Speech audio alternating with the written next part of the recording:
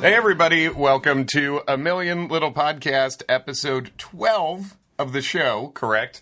And this was titled... That was the day before. Thank you. What? What were you going to say? You said 12, and I almost said ocho cinco, and that's absolutely not what 12 is in Spanish. Those are two words that are numbers that neither one, not only does it not match up with the totality of the number, but neither one individually even matches. I mean, no, it's not even a part of it. It's a traumatic day. I mean, a waiter just got done yelling at me, really taking liberties. I know there's a lot bigger things to talk about in this episode. I certainly wrote down that waiter. I spent a lot of time thinking about, like, was it written that waiter is an asshole, or did that guy just play it like was there a way to play that part where you're not a huge dick? Just like, I mean, I assume getting ready to quit his job or trying to get fired for being a waiter. Yeah, and I'm not done talking about the waiter, but I'm Kevin. This is Jaimie. I'm Jaimie McCaffrey. Yeah, and what we're going to find out is the day before what? The day before what? Probably suicide. Right. Yeah, checks out. Dave, and first of all, apologies for being, this is, I think, the only time we'll be late on the posting. We were in 3 different locations when this all went down. Dave in Chicago, Jaimie in New York, and I was in, sick brag alert, Williamsburg, Virginia, doing stand-up. Woo woo. But I'm back in town, so now we're here. Dave is going to drop in via a pre-recorded thing later. Yeah. So he's not here with us live, but Dave did send us his thoughts on this. In spirit and in recording. Ocho Cinco. Oh, no. Oh, we're losing it. But yeah, that waiter, it was weird because he played it like that. It made me so mad. Again, I know there's bigger issues, but... Are there, though? I don't know. Because this was pretty bad. That waiter makes me want to jump off a bridge and send an envelope of money to my family. Not a bridge, excuse me, a building. Well, you do it your way. Yeah, you do it your way. Like in Burger King? Is that the you have the meats. You have the meats now, dog. Yeah. So I didn't like that they played it like, isn't he fun? Because I hate when that happens, when someone's just being a weird asshole and everyone's like, this is funny. We love this. Yeah. Mind your business, waitstaff. Yeah, it was really upsetting. I don't know why. Oh, yeah. I was like, I know I wrote this down. I know it's like, yeah. So when Eddie finally shows up at the restaurant, so somebody finally decided to show up. Do you know how much bread we've eaten waiting for you to show up? It's like, fuck you. What are you talking about? And are you eating the bread? You're not supposed to do that. The bread's for me. Did we cut the scene where he was just sitting at the table with Delilah? Like, girl, I don't think he's coming. Yeah. Pass the bread. Yeah. Which isn't a scene I want to see, but I think it's one you have to have in there. So anyway, whatever. I'm not even committing to not talking about that guy more later. Yeah, but we could do a whole episode on that. But and we did not talk about that ahead of time. No, not at all. But this is the day before, and it basically the big main thing is we see sort of what happened with John Dixon mainly, and also the other characters. But what led up to Dixon's final day. Yeah, there's some definitely interesting stuff with the other people, but yeah, it's mostly a John ep. Yes. And so some twists from the John stuff from what we were led to believe before. Obviously, the way they movie star smooched with the door closing, Jon and Ashley, after he said just about Dave's favorite phrase from the whole thing, which I hung out with Dave in Chicago last week when I was traveling, and on multiple occasions, Dave we'd just be at the bar, and Dave was like, "I'm not the man everyone thinks I am." just a couple of dudes doing a million little things lines to each other. He is going to say that on a date for a shoot. Oh, yeah. And someone's going to fall in love with him. Yeah, if they haven't already. If you haven't fallen in love with Dave Miller already, I don't respect your choices. You should fall in love. Stop listening. Yes.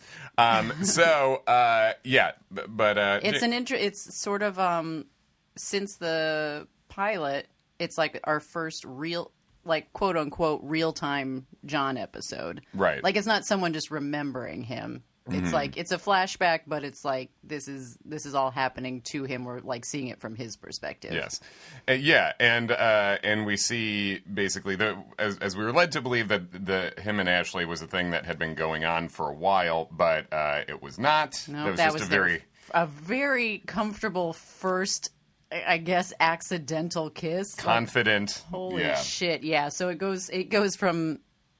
That's how Jaimie and I say hello every day. That's hi Jaimie. I say out loud. I say hi Jaimie, and then we kiss just like that. Yep. As the door is closing, we wait till one of our neighbors is leaving their apartment, and then we just get in the crack of the door and kiss, right, just so they can see the end of it. Yep, exactly. And then they gasp because they're so shocked. I can't believe it. Yeah. And then immediately, Kevin says, "I can't do this."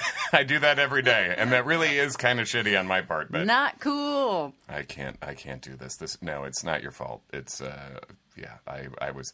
He said something to the effect of, not I was misleading, or that was, he made it seem that this is about. I brought you here to bone. Yeah, he which says she was down with. Ashley's great, turns out. Yeah, Ashley is shooting up the charts now. She's doing a real Danny style turnaround. Yeah, he says I just wanted to show you this place. I've never brought anyone here before. It's very special to me. And yeah, what a tease. Yeah, I know. It's because that even if of course she as close as they are, she must know that there's problems in his marriage with Delilah. Even if she respects the marriage, I understand her at that point being like, I think it would be impolite not to French right now. It is true. It's almost just to like, if I don't. Yeah, like if you were in France and you're like, I guess we should kiss on both cheeks. Is that what I should do? I don't want to, but I don't want to be rude. Right. So it's just like, well, I am going into this secret apartment with my boss, who I think is cute. So I guess. Yeah, I think it's honestly, I think that is the right move from Ashley. It was the right social move. Well, also, and one of the first things that happens is she gets John's mail and gets a ticket that Delilah got at a red light. And there's a red light cam photo of her in a car with Eddie all sort of up on her. So she sees that. She does not show John, but she certainly has that in her head. Is just like, oh, well, this is, she cheating. Yeah, so, right. So she's in the clear. Yeah. I understand it's morally gray. It's a gray area, but I may or may not hold up in court, but yeah. You get where she's coming from. Bone court, yeah. Yeah. Yeah, bone court, which also could be the court where they figure out what happened to the dinosaurs. Theo is back on his bullshit, talking about dinosaurs. He and his mom disagree with how they left. So great. Real quick Theo back on his bullshit, and no Danny. So they whiffed on that, but that's okay. Yeah, that's true. But yeah, I did note even before it was revealed that was a one-time only smooch. I think the actors did a good job of playing not like a couple, Ashley and Livingston. Yes. Wait, I just want to say Theo is trying to find his T-Rex to show his grandma, and he says, "Without it, my diorama is just a box." Whoa. Just pretty fucking deep. that is pretty fucking deep. That's some grade A Theo. I missed that. Yeah. Yeah, but yes. So going back, I do think they play it where it is. Yeah, I believed it. They were not coupley before. I mean, they were pretty professional, and then yeah. But But there's obviously affection of some sort there, so that's good. They like each other. And it seems like for good reason. Like Ashley's great. She's working hard. She's optimistic. She's not quitting. She's trying to find a way through this sort of vague businessy real estate thing. Whatever is subway going on. Vote. That's that very New Yorky kind of thing. The Second Avenue, real subway drama. Yeah, they're very vague about it, but apparently the subway vote is not going to happen, and that's, quote, all that was keeping them afloat. I assume with that property that they bought that's near the subway line, which is the restaurant, which they sort of talk about before. Basically, everything's going to shit. Ashley's suggesting ways to get more money. John's like, already done did it. We are fucked. Yeah. John is... John. I wrote in... the final of these 3 words in caps. Jon is weird. Just throughout the... He is weird. I mean, this is the day before he decides to kill himself, so maybe he's not usually that weird. Or the day before he does it, because he decided already. He's going through a lot of this stuff. Right. But yeah. Yes, that's right. what it's a day where he has decided to kill himself the day before he does it. So, you're in a weird place. Yeah, Props. I get that. But Yeah. I've certainly had similarly weird days without killing myself the next day. Yay. Thanks.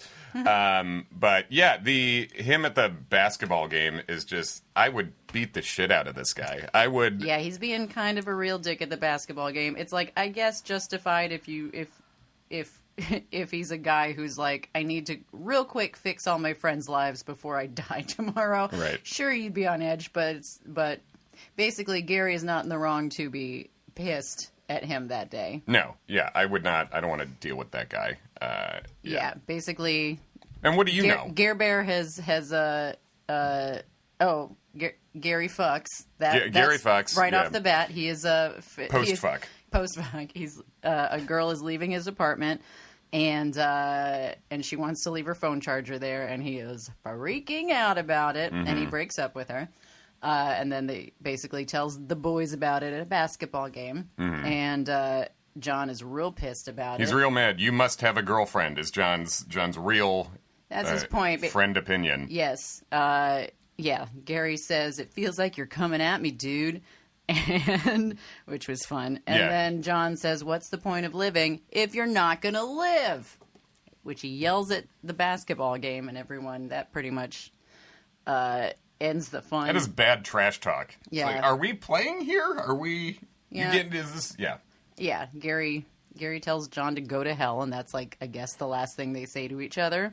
Nice. Nice. Yeah. Nice less and than 24 hours. Dramatic. Dude. And also we find, like, right before that, Eddie shows up at the game, but it's like before that he was basically plotting with Delilah to, end both their marriages, and then he just like casually rolls up to the basketball. And they were planning to tell their significant others that night that they're sleeping together and they want to end their marriages.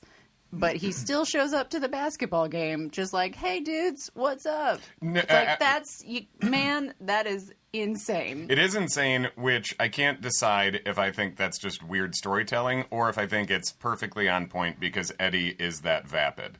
Yes. The character of Eddie is that I think he kind of would be that guy who could show up to a basketball game with his friends and not think about it and just think, oh, well, later, of course, I'm going to say that I'm not only did I cheat with his wife, but I will be taking her from this point forward, Yes, and also good game today, bro. It's insane. Well, very much later, really the only other thing about Eddie is, like, obviously he and Delilah are in bed together when Jon tries to call him and he doesn't pick up, but we already know about that. But as Eddie's, like, packing up to leave, like, he and Delilah are on the phone together, they're, like, packing up, we're just going to leave, we're going to go. And I got the real vibe from Eddie, like a kid who's like mad at his mom because she made him like eat his vegetables, and is like, I'm gonna run away. He's like, I don't even need to live here anymore. I'm gonna go somewhere and eat candy all the time. And he's like, well, he's packing up because then like Delilah says, what'll you tell Theo? And he says that Daddy has to be happy. I was like, oh, yeah, what a trash. Yeah, that is the worst. Theo, good luck with your box or dinosaurs. Daddy needs to get his right now. Daddy needs to be happy. So I'll see you whenever, I guess. Weekends and. Yeah, he is not broken up about it. Eddie Wiener again. I mean, just a real hard. Wiener. He's the wiener of the show all the time, almost every episode. Nearly a clean sweep through this season, and he just, I did enjoy the real.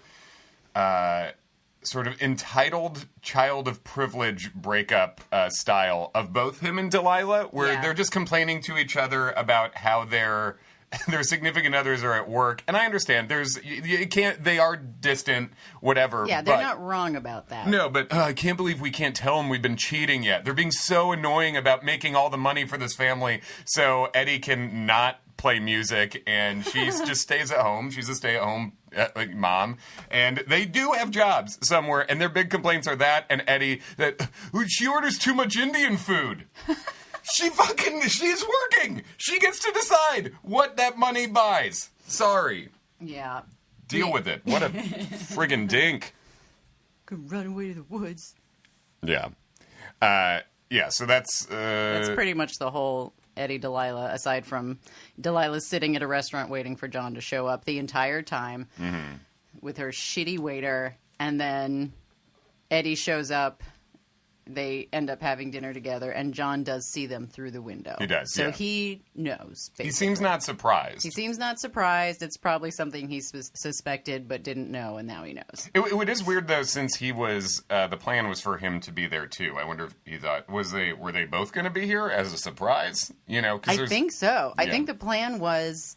They're like, let's go to dinner, and then surprise, all four of us are here, and surprise, we're all breaking up. Like... At a restaurant, you guys are the fucking worst. Yeah, what they a are terrible. the worst. It's like fuck off. You deserve. Yeah, you're not going to sit down individually and Right. tell your husband or wife that shit is over. Like you're going to do it on a surprise group date. Like, oh my god. Yeah, that is. It's horrific. Yeah, you are not adults. No, none of them. No, they are not. Even if Jon and Catherine are shitty adults, they at least are adults. Meanwhile, Yeah. Delilah and Eddie are a couple of just dweebs. Just yeah. Yeah, doing that kind of a breakup announcement in a public place is bullshit. That's a private place move, It's so awful. everyone can yell and do whatever they need to do. You do a dinner at your house so somebody can like throw a glass against the wall. Yeah. Whatever they got to do. And can you imagine the scene the waiter would make about it? Horrible. Yeah. Oh my drama. Yeah. I guess you won't be ordering dessert. Am I right? God. Get out. This guy doesn't even work here. He's just an improv guy.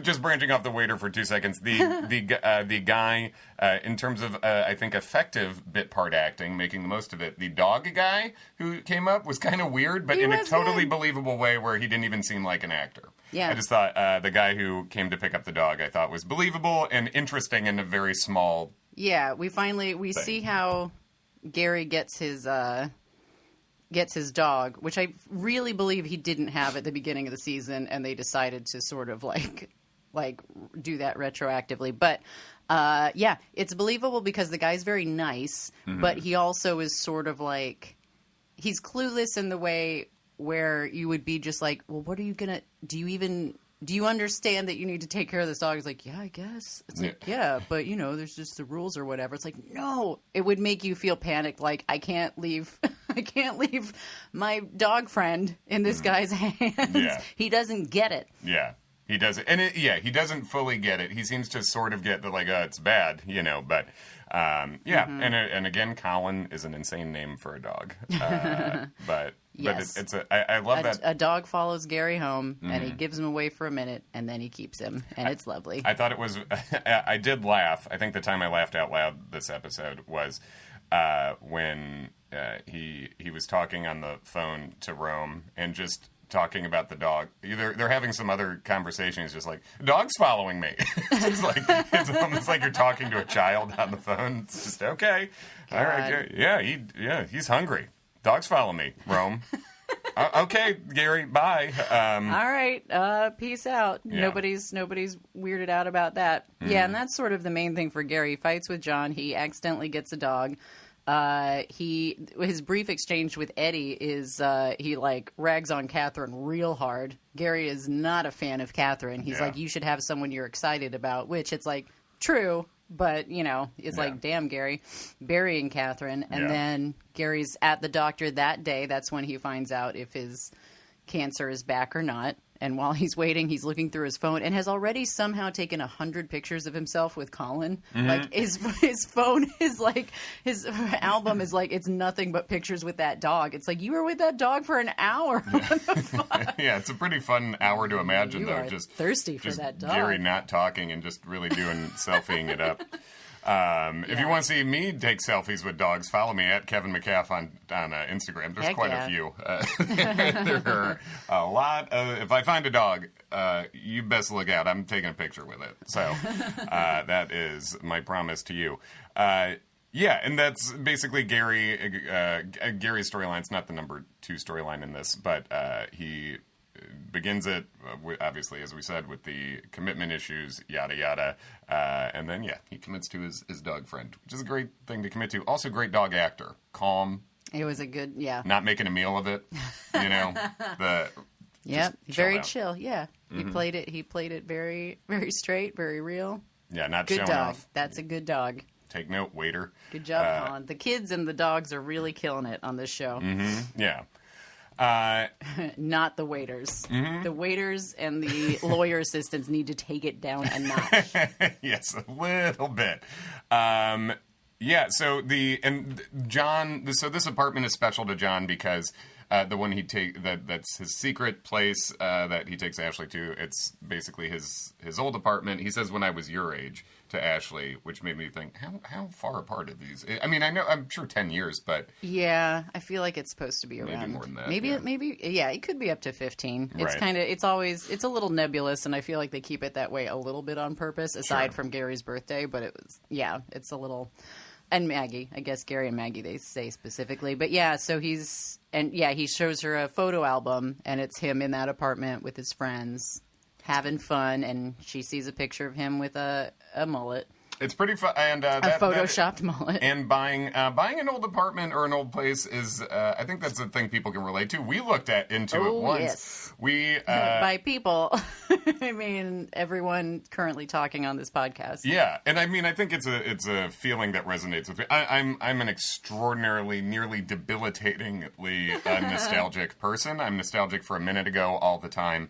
I'm nostalgic for things that never did happen. It's a problem, but I think that lends itself to we met in college. Jaimie and I did, and a lot of our best friends that moved out to New York together did. We went to college in Indiana at Ball State University, and I had a party house where basically a large percentage of our college memories happened at 1315 West Jackson Street in Muncie, and we did Zillow it.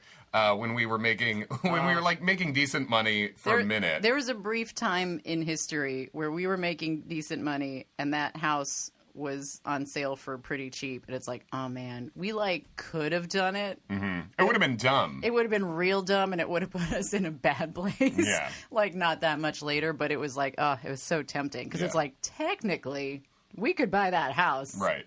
Yeah, we should not, but yeah, but I that is something I relate to thinking. Yeah, if I had all the money in the world, that would be fun. Just to have this old house that means something. If we suddenly got rich, we would 1,000% buy that house. We'd still rent it out to people and stuff, but it's it would be, yeah. So that was oh yeah, Jon, I get that shit. But so she says he bought the whole block to keep that apartment. Right. He basically is they would have knocked it down for condos or something like that. So it was important to him to have that. We don't know why. Gotta assume Barbara Morgan was in that apartment at some point, but we don't know that for sure. Yeah, a little weirdness with the phone thing where he somehow is not getting any of Delilah's texts, but then Gina calls through and he answers immediately. Well, he is getting the text, but he's just not answering, doesn't react right? At all. Because he does forget, right? Because he is as supposedly forget. Yeah. Right. So that's weird. That is weirdly weird. done. That's true. I know. Yeah, I remember because it's is he on purpose not going to this, or is he? Has he legitimately forgotten? It's hard to tell. Yeah, and being late and not checking in at all when you do own a cell phone is an asshole move. And he's just looking at photos with Ashley instead of check in with your wife, even if you're going to be late because you're hanging out with another girl. Even if all you're going to do is text and be like, can't come at work. Right. That's still better than what you do. And Regina's little storyline is basically we see her and she's doing a catering job. A guy grabs her ass at the catering job and her boss is not cool about it and basically is why don't make a scene, this is a big client. I wanted Gina to just go full John Wick and come back and just kick the shit out of everybody involved. Would have been so good. Yeah, he says you can't make a scene, and then so she calls Jon about it. And so then they actually get a really nice last conversation on the phone. Right. He's being supportive. Yeah. Yeah. And he tells her you need to get your own place someday. or you need to get your own place again. She says someday. He says no, you can someday yourself right out of a life. Trust me. So that I would assume is when he decides, or unless he already had decided to like leave the restaurant to her as part of his little mission to make everybody's life good right before he kills himself. Yeah, he's doing a lot of... I mean, that's sort of an overriding theme of the whole ep is him saying that don't wait, do whatever you want to do now, and then the thing he wants to do is jump to his death. That's the thing he really carpe diems about, which is it's Look, weird. I'm making my dream happen. Yeah, exactly. You guys do it too. Yeah, it's a lot. The very beginning is we start with the video of him like talking to the camera, and he says if you could change he talks about you can't change the past, it's about changing your reaction to it, and he's like, if I could change the past or my reaction to it, honestly I'd say both. And then he says he's sorry for what happened all those years ago to Barbara. He's like talking to Barbara Morgan in that.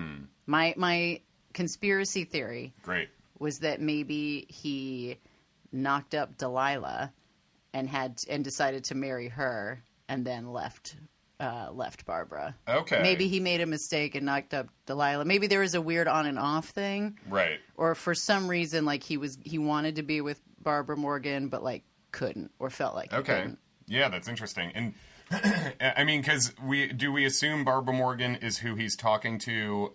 He does say in the call in the video. The video. Yeah. He says.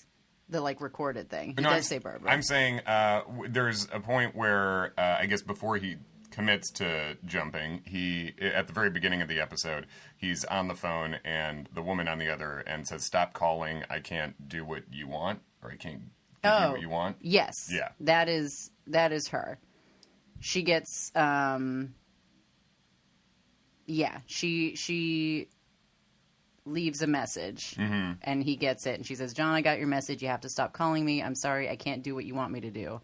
And then he's pissed about that. Right. And so that is pretty sure that's Barbara, and Sure. that's more in that's like we start with the video, and then we go to the day before, like I guess quote real time, like for this episode. Right. And so he's still in contact with her, and they've got something going on. Yeah, we don't know what yet. that's still a mystery that has yet to be solved. Is there any other John stuff before we? There is. Rome's really the only other main. And Maggie. Maggie's there's not got some too stuff. much to Maggie's, but yeah. So there's basically the only other thing is like John asks Ashley like if she could do anything with her life, what would it be? She wants to go to Barcelona, and he just sort of talks about. He does the whole, you have to do things or you'll regret it for the rest of your life. Yeah, real depressing TED Talk, John Dixon. Yeah, his big thing is sometimes you make small choices in life, and when you're making them, you don't realize how much they affect everything, which is like, I mean, that's true. It could be depressing or not, depending on how things work out. Absolutely. Tiny decisions that you only understand their significance in hindsight. And I mean, for the whole episode, I mean, it starts out, he's doing stuff, and it's like he's writing the envelopes that you see later. He's like doing all the little things in preparation that day, like the day before, and the fudge was I just and he makes Ashley the trustee. He pulls out a thing and he's just like, "Hey, my lawyer has been wanting me to sign this," and she's like, "You're making me the trustee," and he says, "Because I trust you with my life." Puts the thing in the envelope. He writes Rutledge on the envelope, and then hides it, and then he tells Ashley to please not tell anybody about this place, and she says, "Your secret's safe with me," and he slips the keys into her bag, and then it's just after that it's sort of a montage of him like labeling envelopes, putting everything in place, getting things done before. Then he goes home, sees Delilah asleep, and after he has seen her and Eddie at the restaurant, and basically says, "I'm sorry." And the next day, Delilah sees that he has a bag from like, it looks like a pharmacy, and she looks in and it was like D batteries. He had bought the batteries for the smoke alarm that he neglected to fix earlier that day. Because she just took the smoke alarm off and turned it off.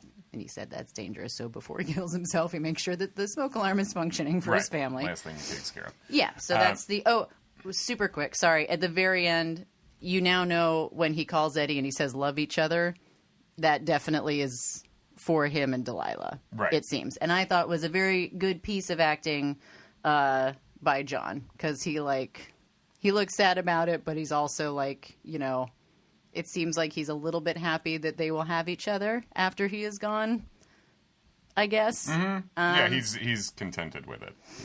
Yes. And Ashley sort of starts to put things together because as John's about to jump, she gets delivered tickets to Barcelona and she runs in the office, and that's when she sees him jump.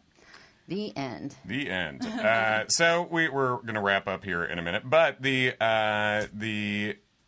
I think Rome is. This is the whole Maggie thing. We'll say the dad being into REM makes me feel old. That's a dad thing. Dad shows up to help her unpack. Yeah, and it's nice to see the nurturing dad character is nice, and it seems like she just can't bring herself to tell him that she's sick again. Yeah, right? he says a lot of stuff about being happy that she's well, so he helps her unpack her entire apartment. He leaves. As soon as he leaves, she puts REM back on and packs everything back up again.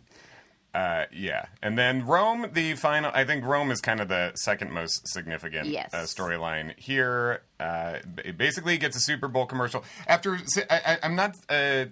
We've said a lot that Rome seems to be the most realistic portrayal of depression on the show. I'm not saying this is incorrect, but this episode and seeing how he got to the suicidal point so quickly, from being psyched, it was strange to me.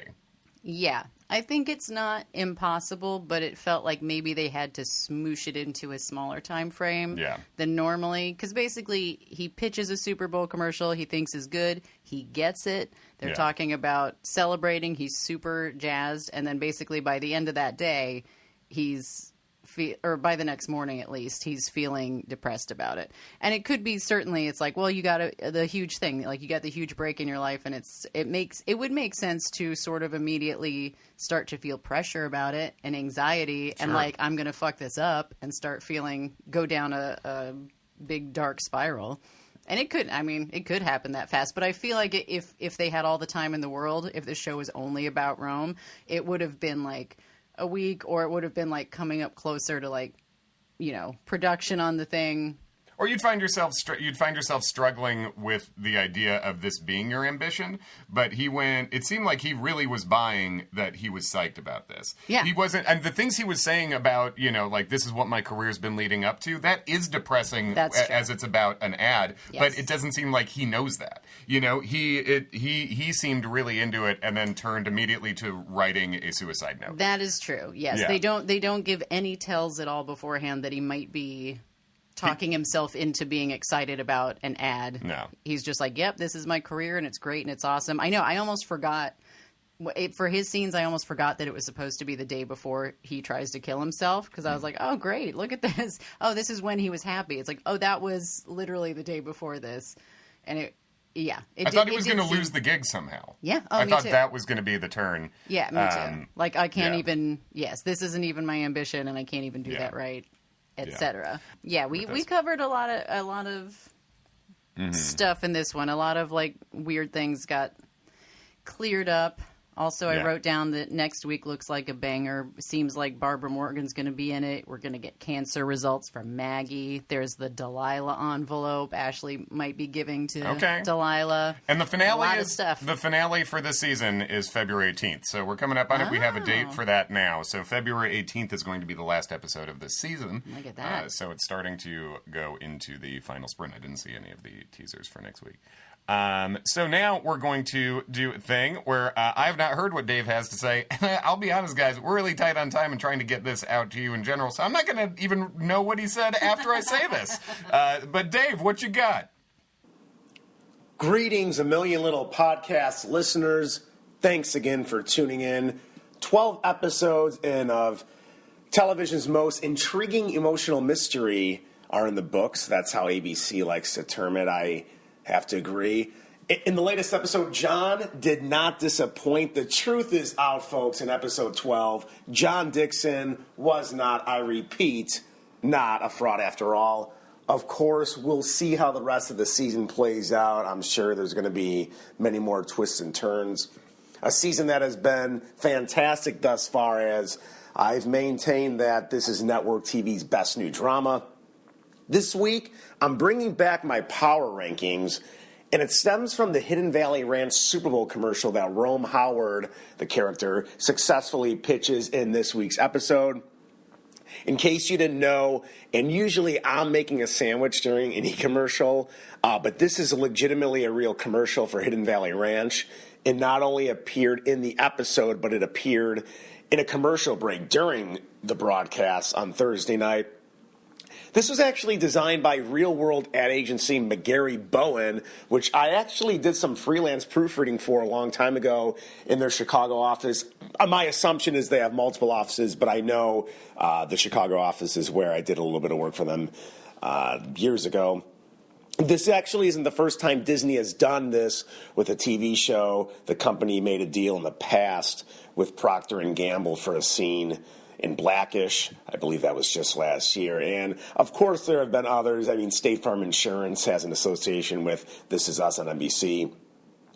It should be noted, though, that ABC said it's seeing a high demand from advertisers for this new show, A Million Little Things, which is fantastic, not only for the show itself, but our podcast. DJ Nash, the show creator, said he wanted to make sure this ad felt authentic, and it's noted that episode writer Ashley Sims, so the writer of episode 12, actually happens to be a fan of ranch dressing. I know this is breaking news, and everyone needs to know that. So this got me thinking, though. The reason for this segment got me thinking of America's obsession with ranch dressing and my personal long-standing argument that ranch, while decent, is the most overrated condiment we have going. There's actually internet footage of me proclaiming this as well, but I'll let you play detective and find that out for yourself. For now, though, my top 5 most overrated condiments, we're going with number 5, ketchup. Guys, ladies and gentlemen, ketchup is not the worst. I mean, it's not a bad thing, but would you ruin a really good burger with ketchup? No, you would go with a nice slice of ripe tomato. Would you ruin some nice fries, some golden brown salty fries with ketchup? No, I prefer barbecue sauce. I just think ketchup is basic. I'd rather have a slice of tomato, or heck, I'd rather have salsa on anything rather than ketchup, or pico de gallo. Ketchup, I don't need sugary tomato paste. That's not what I need. Number 4, salt. And this is interesting because I don't have a sweet tooth. I love salty snacks, whether it's pretzels, Ritz crackers, saltines, the works. But I just don't get putting salt on anything. Now, I should preface this. I don't believe in salt at the dinner table. That's where I'm going with this. So salt, number 4. But at the dinner table. So you cook with salt, that's fine for flavor. But when you sit down, a meal is presented to you, adding salt, nonsensical in my opinion. Number 3, steak sauce. First of all, I'll take a burger, a piece of halibut, or salmon over a steak any day. And I know that puts me in a minority. If I go to a steakhouse, which is rarely because that's not my jam, and I usually don't have the funds for a nice steakhouse, I don't typically order steak, but I do, appreciate a good steak. So when I'm ordering a steak, why ruin it with steak sauce? If you need sauce on a steak, it's not worth it. And the steak, you're just ruining it, in my opinion. Number 2, sour cream. Now, sour cream, to me, I very, very rarely use it. When I have a nice bowl of homemade chili, I guess I understand why some people would put a little tablespoon of sour cream with their chili. I mean, or if you're eating a burrito or something. When I get my burrito, I get it with the works, hold the sour cream. I just think sour cream is completely unnecessary. I see no purpose for it. I mean, I'll put cream cheese up there as well, but at least cream cheese you can use in a bagel. Sour cream, a complete throwaway in my opinion. But the biggest throwaway, in my opinion, is ranch dressing. I'm absolutely in the minority on this. I haven't met anyone in my life that doesn't love ranch. Have I had ranch in the past? Yes. I'll dip a carrot in ranch. I'll dip a piece of broccoli in ranch. I get it. But I do not understand the obsession. I've waited tables. I've bartended, etc. I've served food. Everyone asks for that side of ranch, or even worse, that extra side of ranch. I don't get it. It's decent, like I say. it's not bad, but the obsession, America's obsession with ranch dressing, to me, is the craziest thing. I've been saying this for years. Again, there's internet footage of it. You can see me rant again on there as with when I was doing Campus Insider's work, my college football job. So there you have it. Those are my top 5 most overrated condiments. By the way, a side note, Zach Braff, whose Garden State and The Last Kiss movies I own on DVD, and who, of course, starred in Scrubs, actually narrated and directed that Hidden Valley commercial that we saw on this week's episode and that you will probably see on ABC for a while. So, all right, folks, that's it for me. See you next week. I believe maybe 5 more episodes left, 5 more episodes left, I believe, of the show. Again, it's been my favorite, not just because we're doing this podcast, but it's honestly been my favorite news show of the network season. I mean, insightful, enthusiastic, great. I will hear it when you do. Yeah, thank you, Dave. And we will be back, with episodes coming out right after it airs this week and with Dave. I do want to do a thing where I we've been getting some reviews on iTunes. Yay! So subscribe if you haven't yet, and follow us at A Million Little Podcast on Instagram. And at A Million Podcast on Twitter as well. Follow us there if you don't. Subscribe and and give us and review us if you can. And these are a couple reviews we got from Shelley and her camera. So thank you for an entertaining, well thought out, insightful podcast on this wonderful series. I just found you today and I'm binging all episodes up to current. Great job. Highly recommended to all fans of AMLT. Yay! Thank you, Shelley and her camera, or Chelly and her camera. If she's been, she knows I'm not good at pronouncing usernames. That's the thing. And then Chris 78. Thanks very much. He said, I'm the first to review on Apple, so maybe the host will read this review during the pod. Look at that, we did it. So there we go. Dreams come true. Thank you, Chris 78. And he said the banter is interesting. There are some sound problems in the first few episodes when someone Hell Skypes yeah, in. there are. Absolutely, don't plan to stop that. Andy, I literally did not even see this till right now, but then he plugs my comedy album at the end. Oh, shit. That's very nice. Thank you, Chris 78. Bonus. Write us a review, and we'd love to give you a shout on here too. Even if you want to put your username in the review, we'll shout out get people to follow you. Let's all follow each other. Whatever. Yeah, let's all follow each other and have fun. So I think that's all I got on this when we're trying to rush out to you a little bit. We missing anything, Jaimie? Yeah, I think that when Delilah's talking about meeting Jon at the restaurant, she says the restaurant is called Lapine. It's called. You're right. It is. It's called Lapine, and I'm gonna go dump you at the Peen. I'm trading your Lapine for Eddie's Lapine. Waiter, I would like to. Can I just make one substitute? This peen for that peen, and more bread. And more bread. And the waiter high fives. Freeze frame. End of episode. Yeah, everyone friggin' high fives each other, and Ron Livingston leaves a post-it note and jumps off the thing. And that's a tie-in. I do another podcast about Sex in the City where I hear that happens. My Sex in the City, is what it's called. If you want to hear me talk about more shows, me and our friend John Daly watching Sex in the City from the beginning. Apparently, we just watch Ron Livingston shows where he leaves in a dramatic manner. Basically, that's his thing, man. I guess, yeah. Can't wait till the Swingers podcast. But that's it. We'll catch you next week. A million little bye. A million little Pete.